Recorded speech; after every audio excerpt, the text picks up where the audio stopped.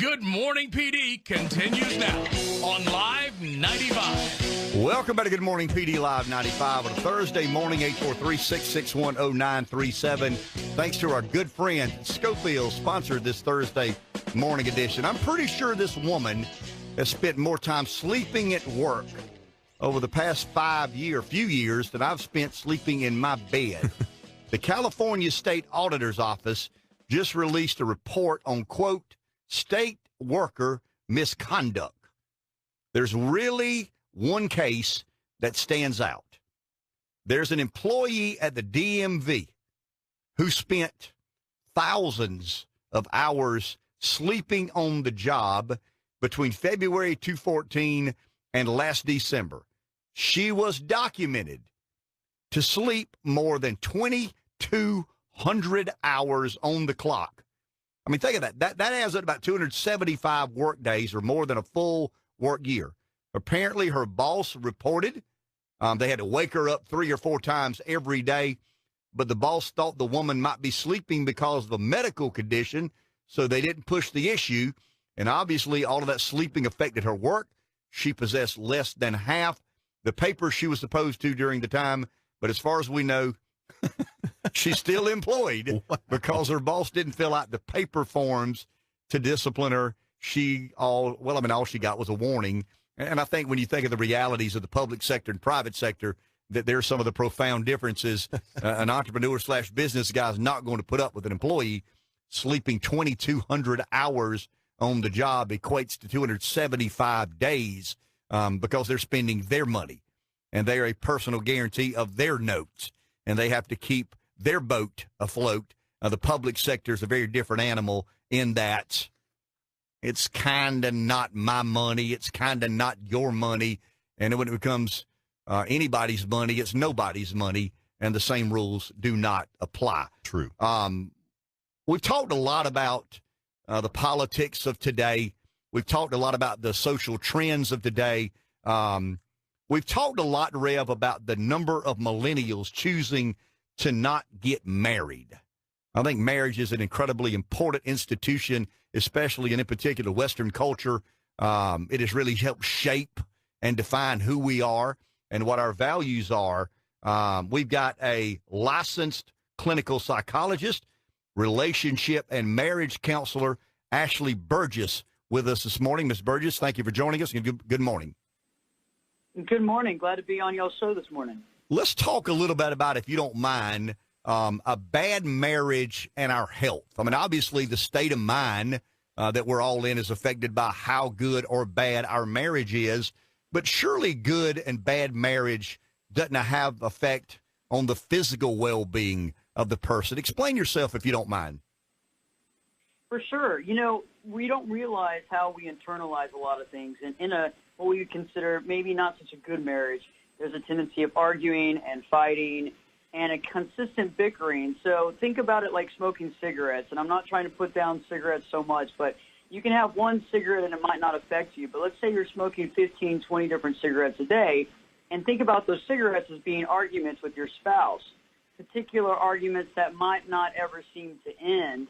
And what happens is we get into that fight or flight mode, and we get stressed out. And when we get stressed out, we get that cortisol release. And when that cortisol release comes in, we get inflammation, right? And that leads to all kinds of things, even heart disease. It can lead to all kinds of different things, stress, depression, even digestive problems that can affect us, in our day-to-day life.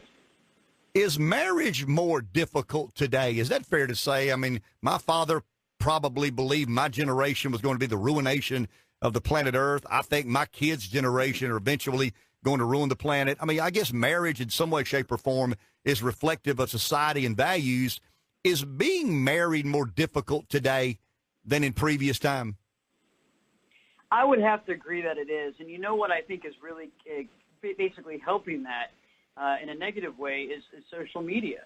When we didn't have social media 10, 15, 20 years ago, and I think that's played a big part in stress in a marriage too, because people are looking at other marriages and other couples and envisioning what they have and seeing their life in a lack.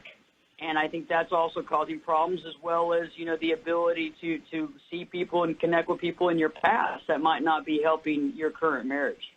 What do we do about stress in marriage? If we know, a lot of us choose lives that include a lot of stress. We carry that stress home. It affects our marriage. You're telling us it eventually affects the health and well-being of the two individuals involved.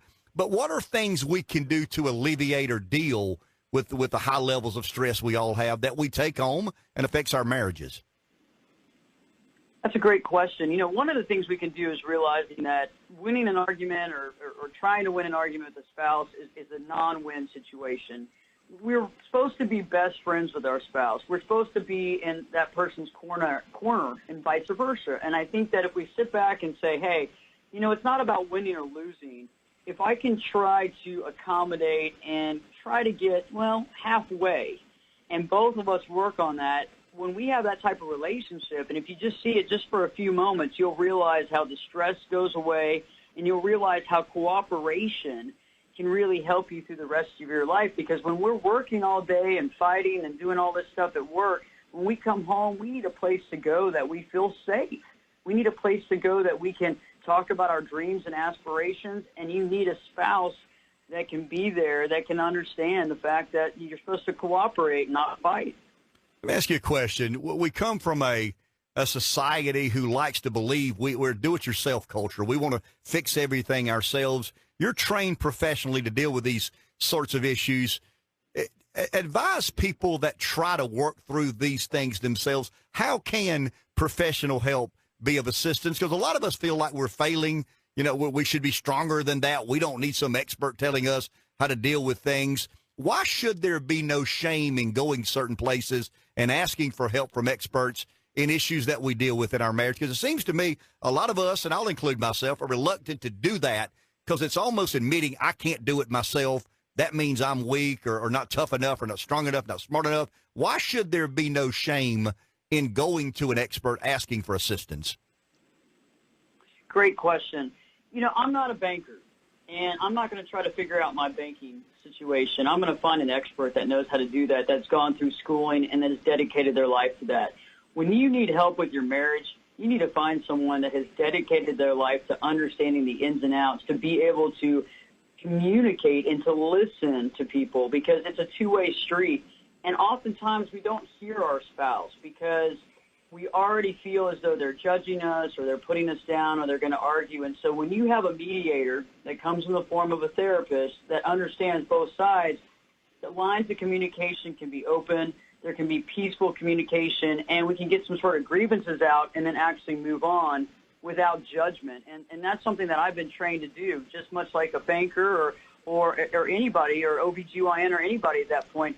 You need help, and when you need help, it's not about defeat. It's about, hey, I'm going to take my life and I'm going to take responsibility, and I'm going to find the best person I can to help us and to allow us to open up the lines of communication. And I think that's valuable, and I think that actually shows that you're taking responsibility for your life and your marriage. That's very well said. Ms. Burgess, we appreciate your time this morning. Have a great morning. You do the same. Thank you very much.